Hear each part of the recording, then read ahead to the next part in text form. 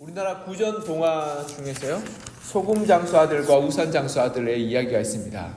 소금 장수 아들과 우산 장수 아들을 둔 어머니가 햇볕이 쨍쨍 내리는 날이면 우산 장수 아들 때문에 늘 걱정하고, 아이고 그 애는 어떻게 할까라고 고민하고 걱정했으며, 비가 내린 날이면 소금 장수 아들을 생각하면서 아이고 이 소금 장수 아들이 비 오는 날 어떻게 장사를 할까라고 걱정하며 염려했다는 이야기가 있습니다. 이 이야기는 우리의 삶 가운데 모든 일이 양면성이 있으며, 상황에 따라서 좋았던 사실이 또 상황에 따라서 나빠지기도 하고, 또 나빴던 사실이 좋아지기도 한다는 그러한 내용을 담고 있는 동화이기도 합니다. 이처럼 솔로몬의 왕국은 이러한 양면성을 보여주고 있습니다. 그리고 그 양면성이 우리에게 하나님 주시는 그러한 메시지와 뜻이 무엇인지를 살펴보게 합니다. 솔로몬의 왕권이 강화되고 국력이 강해지면 강해질수록 백성들의 부담이 커지고 부역과 세금이 가중케 되었다라고 어제 우리가 새벽기도 말씀을 통해서 나누어 보았습니다. 잘 살고 형편이 넉넉하면, 우리의 수입이 많고 또 수입에 따른 그러한 이익이 많으면 그러한 부역과 세금이 별 그렇게 큰 문제가 되지 않았지만, 경제가 어려워지고 상황이 어려워지면 세금과 부역은 이스라엘 백성들에게 과중한 짐으로 다가왔었던 겁니다. 그러하기에 하나님은 이스라엘 백성들에게 굳이 인간 왕을 세우지 않고 이스라엘 백성들이 자유자로 그 땅에서 살아가기를 바라셨던 것입니다.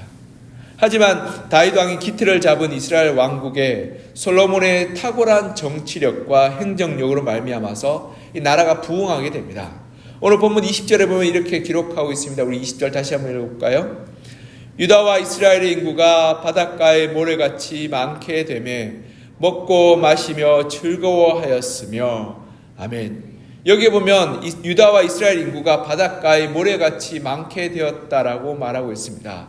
그러면서 먹고 마시며 즐거워하였다라고 기록하고 있는 이 구절을 볼 때, 우리는 이 바다의 모래와 같다라는 이스라엘 백성들의 표현이 아브라함과 하나님의 약속에서 등장했던 이 표현임을 우리는 알 수 있습니다. 창세기 22장 20절에 보면 하나님은 아브라함에 이렇게 약속합니다. 내가 내게 큰 복을 주고 내 씨가 크게 번성하여 하늘의 별과 같고 바닷가의 모래 같게 하리니 내 씨가 그 대적의 성문을 차지하리라. 아멘. 여기 보면 하나님께서 아브라함에 약속하시면서 내 후손이 하늘의 별과 같고 바다의 모래와 같게 될 것이다 라고 말씀하시며 약속하셨습니다. 그래서 다윗과 솔로몬에 이어지는 다윗 왕가의 훌륭한 통치로 말미암아 아브라함의 약속이 성취되었음을 이 열왕기상 기자는 기록하고 있습니다. 그리고 그 다음 구절 21절에 보면요, 더 확실하게 언약의 그러한 성취를 이야기하고 있는데, 우리 21절도 이어서 읽어볼까요? 시작. 솔로몬이 그 강에서부터 블레셋 사람의 땅에 이르기까지와 애굽 지경에 미치기까지의 모든 나라를 다스림으로 솔로몬이 사는 동안에 그 나라들이 조공을 바쳐 섬겼더라. 아멘. 21절에 기록된 그 강은 각주를 보면 유브라테스 강이라고 표현되어 있습니다. 좋은 성경에 보면 표시가 되어 있죠. 1이라 번호가 적혀 있고 그 밑에 유프라테스 강이라고 적혀 있는 것을 보게 됩니다. 유프라테스 강에서 애굽 땅에 이르기까지 이스라엘의 다스림을 받게 되었다라고 솔로몬 치하를 설명하고 있습니다. 이 구절 역시요, 이 창세기에 아브라함과 하나님의 약속에 등장하는 표현입니다. 창세기 15장 18절에 보면 이러한 구절이 있습니다. 그날의 여호와께서 아브라함과 더불어 언약을 세워 이르시되 내가 이 땅을 애굽 강에서부터 그 큰 강 유라데까지 내 자손에게 주노니. 창세기에 보면 애굽에서부터 유브라데스 서편까지 이 하나님께서 그 땅을 이 이스라엘 백성들 가나안 땅과 함께 더불어 주시겠다라고 말씀하고 있습니다. 다윗은 아람 지역을 정복하면서 그 나라들을 속국으로 만들었고, 그로 말미암아서 유브라테스 강 어기까지 정복하게 됩니다. 그리고 조공을 바치게 했고, 또한 솔로몬은 애굽과의 결혼 동맹을 통해서 애굽 땅 어기까지 이 솔로몬의 영향력을 미치게 되었던 거죠. 그런 말미암아 다윗의 군사력과 솔로몬의 행정력으로 말미암아서 이스라엘 왕국은 하나님의 언약하였던 가장 이상적인 나라, 유브라데스 강에서 애굽 땅까지 이르는 거대한 제국을 이루게 되었음을 우리는 볼 수 있게 됩니다. 그러하기에 열왕기상 기자는 하나님께서 다윗과 솔로몬의 그러한 다스림을 통해서 아브라함의 언약을 이루게 하셨다라고 말씀하고 있는 것입니다. 즉, 이 구절을 통해서 하나님의 아브라함의 언약이 어떻게 성취되는지 우리가 보고 있고, 또한 그 구절을 통해서 하나님께서 이 땅 가운데 얼마나 큰 은혜와 그리고 축복을 내려주셨는지를 우리가 보게 됩니다. 근데 우리가 25절에 이 한 구절 더 주목해야 될 구절이 있는데요. 25절 우리 같이 한번 다시 읽어볼까요? 시작. 솔로몬이 사는 동안에 유다와 이스라엘이 다네스부터 부엘세바에 이르기까지 각기 포도나무 아래와 무화과 나무 아래에서 평안히 살았더라. 아멘. 이 열왕기상 기록에 보면 포도나무 아래와 무화과 나무 아래에서 평안히 살았다라는 이 기록 자체가 이 선지서, 예언서에 등장하는 표현입니다. 미가서 4장 3절에 4절에 보면 이런 구절이 있습니다. 그가 많은 민족들 사이에 이를 심판하시며 먼 곳 강한 이방 사람을 판결하시리니 우리가 그 칼을 쳐서 보습을 만들고 창을 쳐서 낫을 만들 것이며 이 나라와 저 나라가 다시는 칼을 들고 서로 치지 아니하며 다시는 전쟁을 연습하지 아니하고 각 사람이 자기 포도나무 아래와 자기 무화과 나무 아래에 앉을 것이라. 그들을 두렵게 할 자가 없으리니 이는 만군의 여호와의 입이 이같이 말씀하였습니다. 아멘. 미가서 4장에 보면 각기 사람들이 무화과 나무 아래와 포도나무 아래에 앉게 될 것이라고 말씀하고 있습니다.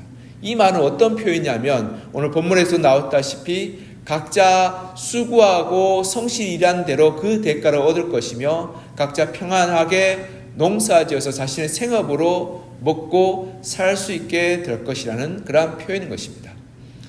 왜 이런 표현을 했냐면 그때 당시에 이 가나안 땅은 애굽과 위로는 아시리아와 바벨론과 그리고 여러 나라들의 강대국에 둘러싸였던 지역입니다. 그러하기에 끊임없이 분쟁과 전쟁과 다툼이 있었던 땅이며 지금도 이스라엘과 이란이 싸우는 것처럼 그 나라는 여러 가지 전쟁과 이 다툼이 분쟁이 하루도 쉴 날이 없었던 곳이기 때문에 그렇습니다.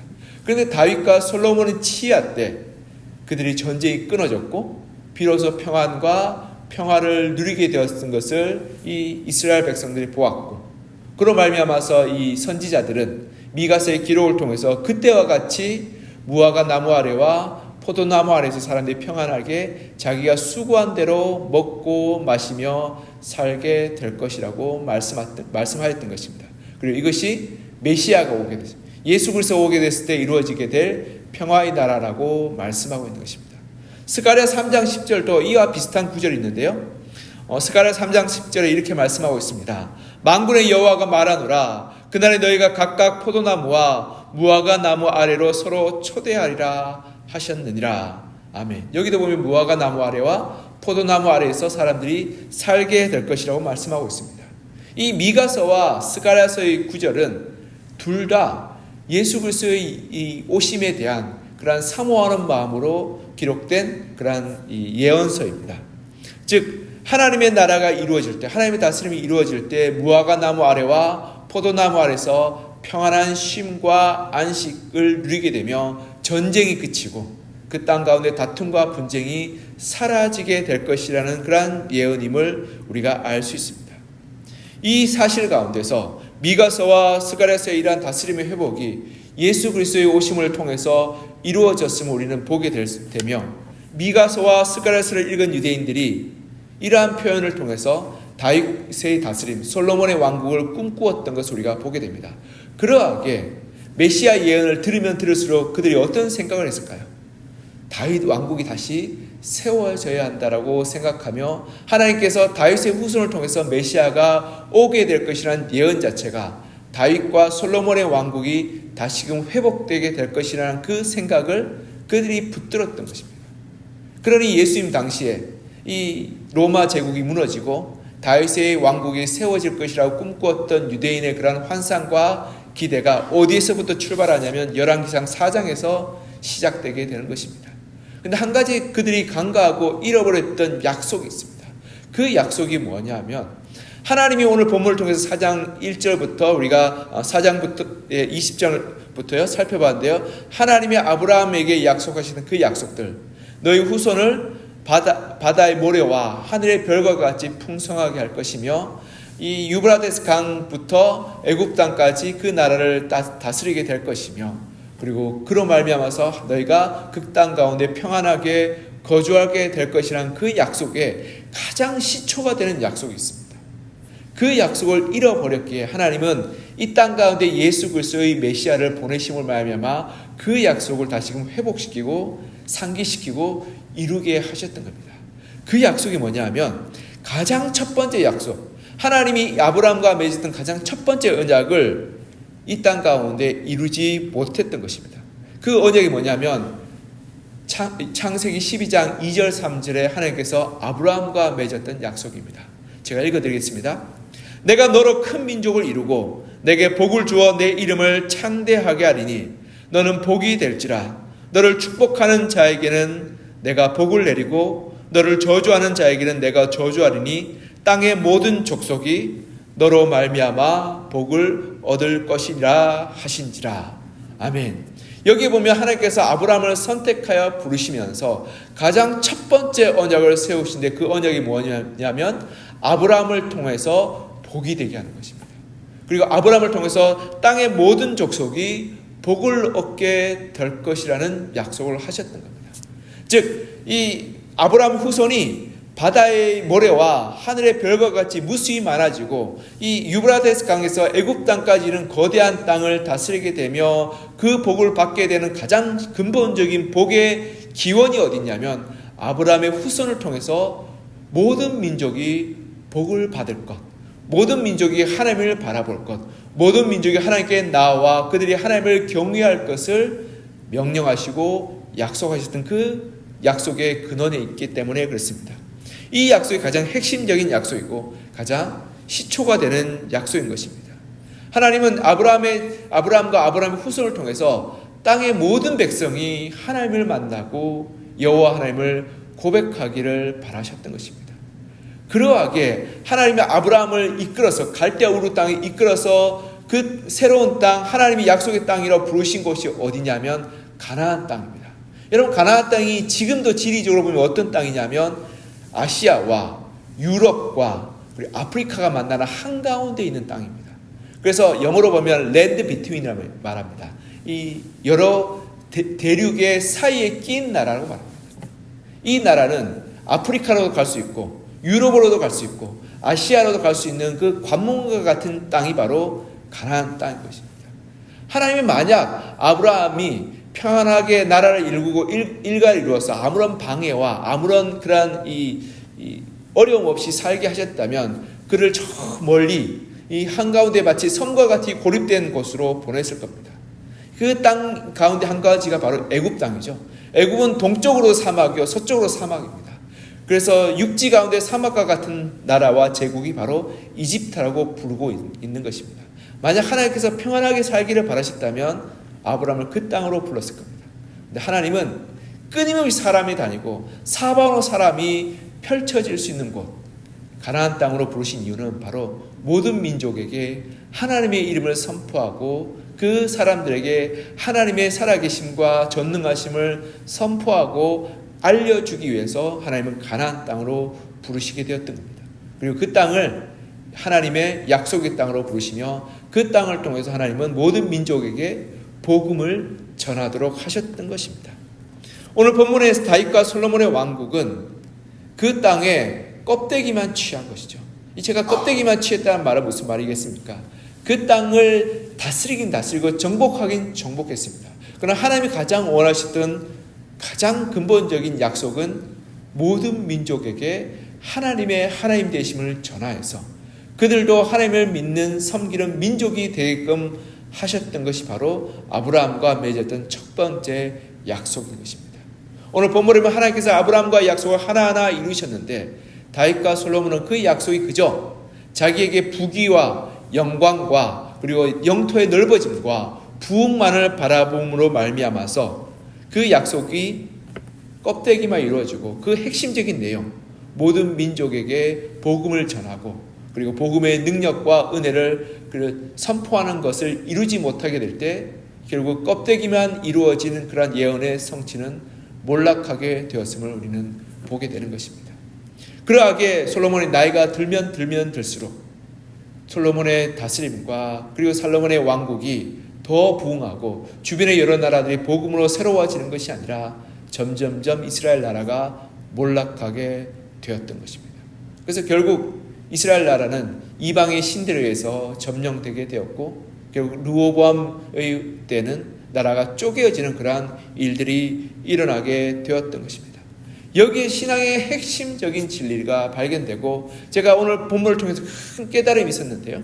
그 깨달음이 뭐냐면 우리가 올해 표가 성령의 능력으로 부흥하는 교회입니다. 하나님께서 성령의 능력 부어주시기를 기도하고 부르셨습니다. 우리 성령의 충만한 예배, 성령의 충만한 기도, 성령의 충만한 찬양을 위해서 제가 끊임없이 6개월 동안 전반기를 달려오면서 기도했습니다. 하나님 우리 교회 가운데 성령의 능력을 부어주십시오. 근데 여러분 성령의 충만해서 교회가 부흥하고 사람들이 가슴 벅차는데 그 가운데 우리가 잊어버리지 말아야 할 것이 있습니다. 하나님께서 우리 가운데 약속하셨던 그 약속과 명령이 있는데요. 오직 성령이 너희에게 임하시면 너희가 권능을 받고 예루살렘과 온 유대와 사마리아와 땅끝까지 이르러 내 증인이 되리라 하시니라. 이 사도행전 1장 8절의 말씀, 성령 충만할 때 우리가 기억하고 붙들어야 될 약속과 명령이 무엇이냐면 세상 가운데 복음의 증인되는 삶을 사는 것입니다. 우리가 성령 충만한 것은 우리가 기분적으로 감정적으로 좋고 흥분되고 너무 기쁘다라는 그 감정을 누리기 위해서도 아니고 우리 교회끼리 그냥 잘 먹고 잘 살기 위해서 성령에 충만한 것이 아니고 우리 교회 숫자가 늘어나기 위해서 건물이 좋아지기 위해서 성령 충만을 바라는 것이 아니라 우리가 이 땅 가운데 금천구와 광명과 안양과 이 서울에 있는 수많은 잃어버린 영혼들 그 사람들에게 복의 근원이 되기 위해서 그들의 그리스도의 복음과 그리스도의 사랑과 그리스도의 은혜를 나누기 위해서 우리가 성령 충만이 필요한 것입니다.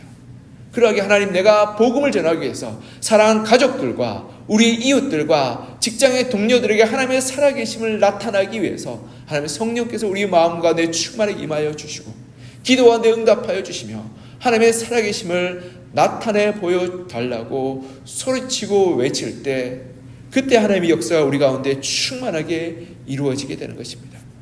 우리가 1990년대 한국교회가 성령의 뜨거운 운동들이 일어났습니다. 부흥회가 곳곳에 일어났고 수많은 이 교회들이 하나님의 은혜로 부흥케 되었습니다. 성령의 역사가 뜨겁게 일어났습니다. 그러기에 90년대 이 한국교회가 하나님의 복음을 위해서 몸부림쳤고 선교와 전도에 대해서 열심을 내었던 것입니다. 그런데 2000년대에 들어서 교회가 내양화되고 우리끼리 좋은 건물을 막 큰 건물을 올리고 우리끼리 잘 살고 성공주의의 복음으로 전락함으로 말미암아서 교회의 사명을 잃어버리고 선교가 줄어들게 되며 전도가 약해졌던 그런 안타까운 실정들이 나타나게 되었던 겁니다. 그리고 코로나를 지나면서 교회가 점점 줄어들고 쇠락하고 있는 시대가 되었습니다. 한국교회 통계를 보면 개교회주의로 돌아선 교회가 점점 쇠락해가고 고착해가며 혁신과 진보가 아니라 기득권의 이익을 대변하는 단체로 전락함으로 말미암아서 교회에서 젊은이들이 떠나가는 그러한 복음의 능력을 잃어버리는 상황이 되었다라고 보고하고 있습니다. 하지만 지금도 이 시대도 2025년을 살고 있는 이때도 부흥하는 교회가 있는데 그 교회는 어떤 교회냐면 세상을 향한 사명, 전도와 섬김과 구제를 잃어버리지 않는 이 교회들은 여전히 부흥하고 젊은이들이 함께하며 교회가 성장하고 있다고 보고하고 있는 보고서를 제가 보았습니다.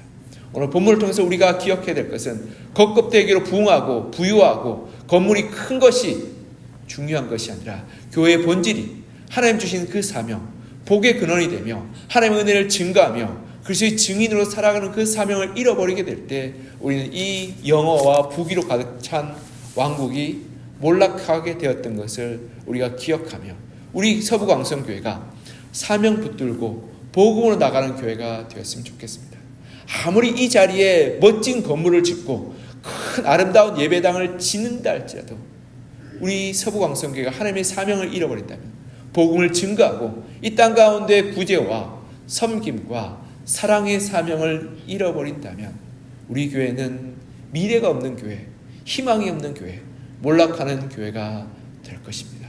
여러분, 우리가 교회 건물과 교회의 외형적인 모습에 우리가 우리의 마음과 우리의 이 생각을 쏟는 것이 아니라 우리의 사명이 무엇인지, 하나님의 부르심이 무엇인지, 우리 교회를 통해서 하나님께서 이 금천과 이 땅 가운데 어떠한 역사와 어떠한 은혜를 이루어 가실지를 우리가 기도하며 부르짖었으면 좋겠습니다. 그러기에 우리가 성령의 충만함을 간구할 때 하나님 성령 충만함을 주셔서 내가 가족 가운데 우리의 그러한 형제들 가운데 복음을 증거하는 삶을 살게 도와주시옵소서. 내가 성령 충만해서 내가 일터와 직장 가운데서 하나님의 살아계심을 증거하는 삶을 살게 하여 주시옵소서. 내가 성령 충만하여서 우리 이웃들과 내가 만나는 이들에게 하나님의 은혜와 사랑을 나누는 삶을 살게 도와주시옵소서. 그래서 내가 사명을 잊지 않고 복음을 증거하며 섬김과 구제와 사랑의 그런 모습으로 살아가는 주의 거룩한 백성이요 성도가 되게 하여 주시옵소서라고 기도하는 서부광성교회가 되었으면 좋겠습니다.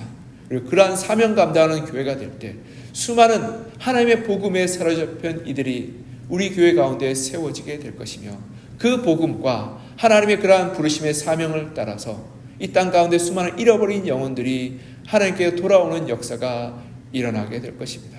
우리가 기억해야 될 것은 교회에 다니는 이들을 우리 교회에 초청하고 부르는 것이 아니라 하나님을 알지 못하고 신앙을 잃어버렸으며 복음으로부터 떠난 이들을 우리가 초청하고 부르고 사랑하고 그들에게 그리스도의 사랑과 은혜를 증거하여서 하나님의 복을 증거하며 나갈 때 하나님께서 창세기 12장 2절 3절에 약속했던 그 말씀, 우리로 말미암아서 복이 되게 할 것이다.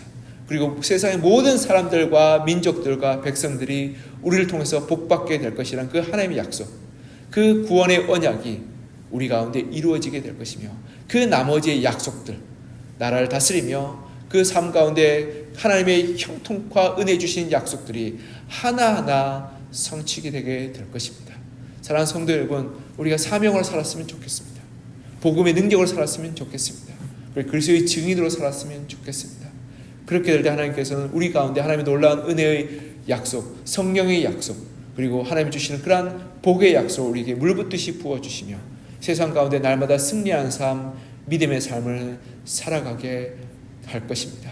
이렇게 우리가 겉껍데기로 풍성한 교회가 아니라 사명으로 충만한 교회가 되어서 복음으로 살아가는 여러분과 저가 되기를 이제 간절히 소망하며 축복합니다. 기도하겠습니다. 사랑과 은혜가 풍성하신 하나님 아버지, 오늘 열왕기상 4장의 본문을 통해서 하나님께서 다윗과 솔로몬의 왕국 가운데 아브라함과 맺었던 약속 하나하나를 이루어 가심을 보게 됩니다. 하나님께서는 이 다윗과 솔로몬의 왕국을 통하여서 바다의 모래같이 이스라엘 백성들을 많게 하셨고, 또한 유브라테스 강에서부터 애굽 땅에 이르기까지 그 나라를 다스리게 하셨던 것을 보게 됩니다. 그리고 그로 말미암아서 무화과 나무 아래와 포도나무 아래에서 그들이 평안하게 쉬며 복을 누렸던 것을 보게 됩니다. 그러나 그 복이 결국 메시아 예수 그리스도의 오심을 통해서 성취되며 이루어지는 것을 통해 볼 때 다윗과 솔로몬은 그 나라의 부강함과 그 나라의 영토의 확장에만 초점을 맞췄지, 모든 민족이 하나님을 신앙하며 하나님께 나아오며 그 하나님부터 복받는 그 아브라함과의 첫 번째 약속을 잊어버렸기에 결국 그 나라가 쇠락하게 되고 몰락하게 되었던 것을 보게 됩니다. 하나님 나라는 쇠하지 않으며 몰락하지 않으며 줄어들지 않는 그러한 은혜의 곳임을 우리가 고백합니다. 하나님, 우리가 그러한 나라 가운데 동참하기를 소망합니다. 우리 서부광성교회가 하나님의 다스림과 하나님의 은혜 가운데 있는 교회가 되기를 소망합니다. 그러하게 하나님께서 우리에게 주신 사명을 잊지 않게 하여 주시고, 아브라함에게 주신 첫 번째 명령, 그리고 모든 그리스도인과 하나님의 백성들 자녀들에게 주셨던 그 첫 번째 명령, 우리가 복의 근원이 되며 우리를 통해서 믿지 않는 이들에게 복이 흘러가게 될 것이라는 그 하나님의 말씀과 명령과 부르심 가운데 우리가 서게 하여 주셔서 주님께서 우리에게 당부하신 명령, 오직 너희에게 성령이 임하시면 너희가 권능을 받고 예루살렘과 온 유대와 사마리아 땅끝까지로 내 증인이 되리라는 그 하나님의 명령과 약속 가운데 우리가 서게 하여 주셔서 하나님께서 우리 가운데 성령을 부어주셔서 우리가 우리의 가정 가운데 우리의 일터 가운데 그리고 이 땅 가운데 우리 그리스도의 증인으로 살게 하여 주시며 복음을 증가하는 자로 살게 하여 주시며 우리가 우리 주변에 믿지 않는 이들에게 복의 근원이 되는 삶을 살게 도와달라는 그 사명으로 사는 저희들 되게 하여 주시옵소서.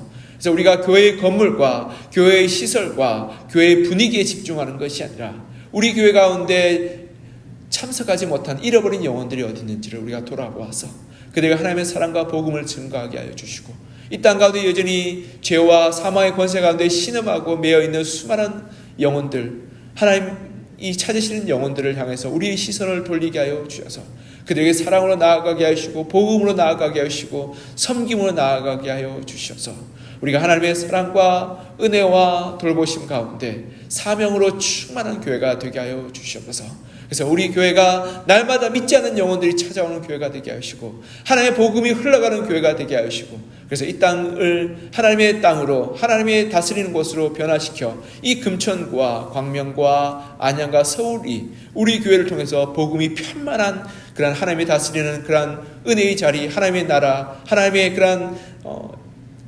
왕국이 임하는 그러한 곳으로 변화되는 역사가 나타나게 도와주시옵소서. 하나님 우리를 불러주시면 감사합니다. 그 사명을 우리가 날마다 살아가게 하시고 그 부르신 가운데 살아가게 하여 주셔서 우리가 하나님의 첫 번째 약속, 복의 근원이 될 것이라는 그 약속을 우리가 지키고 행함으로 말미암아서 먼저 그의 나라와 그 일을 구할 때 그 나머지를 하나님께서 채워주시는 그 복과 은혜를 우리가 날마다 맛보는 그러한 충만한 믿음의 삶 살아가는 저희들 되게 하여 주시옵소서. 주께서 우리 가운데 함께 하여 주시고 은혜 베풀어 주셔서 오늘 하도 사명으로 살아 하나님의 복된 증인으로 살게 하여 주시며 성령의 충만한 말미암아서 오늘도 성령의 역사가 나타나는 가슴 벅찬 그런 감격스러운 날이 되기를 소망하오니 주여 우리 가운데 주께서 역사하시고 은혜 베풀어 주셔서 주의 은혜로 충만케 하여 주시옵소서. 특별히 이 새벽에 주님 앞에 나와 간절한 마음으로 부르짖고 기도하는 우리 성도님들 기도 가운데 역사해 주시고 응답하여 주셔서 가정의 문제, 자녀의 문제, 재정의 문제, 건강의 문제, 사업장과 일터의 문제 그리고 삶의 모든 문제 가운데 주께서 개입하여 주시고 역사하여 주셔서 은혜 베풀어 주셔서 우리가 복음으로 살 수 있도록 하나님의 주시는 사명으로 살 수 있도록 주여 도우시고 역사하여 주시며 우리의 삶을 헤아려 주시옵소서. 주께서 은혜로 우리의 삶을 충만하게 하여 주시고 우리를 날마다 승리케 하여 주실 것을 간절히 소망하며 살아계신 예수 그리스도의 이름으로 기도합니다. 아멘.